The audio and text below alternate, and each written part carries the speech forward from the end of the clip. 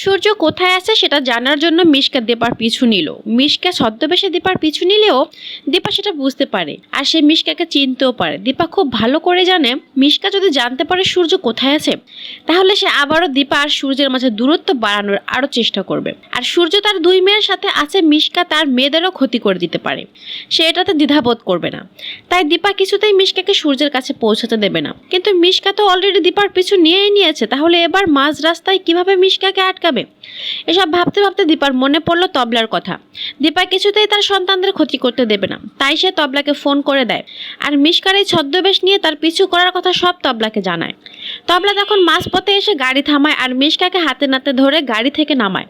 তারপর সে বলে, তুমি কোথায় যাচ্ছ ডল? তোমাকে তো কোথাও যেতে দেব না, তুমি তো যাবে শুধু আমার সাথে, তোমার তো একটাই জায়গায়, সেটা হচ্ছে তবলার বাড়ি। এই বলে সে দীপাকে বলে, তুমি যাও, আমি ওকে দেখছি।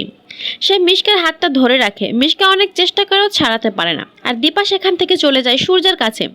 মিশকা দীপার পিছু করতে না পেরে আর সূর্যকে খুঁজে না পেয়ে খুব রেগে যায়, কিন্তু তবলা তো মিশকাকে কিছুতেই সূর্যের কাছে পৌঁছাতে দেবে না। তো প্রিয় দর্শক, দীপা যদি এবার মিশকাকে তবলার হাতে তুলে দিয়ে সূর্যের কাছে পৌঁছে যায় তাহলে আপনাদের কেমন লাগবে তা একবার কমেন্টের মাধ্যমে জানান আর আমার চ্যানেলটি সাবস্ক্রাইব করে সাথে থাকুন।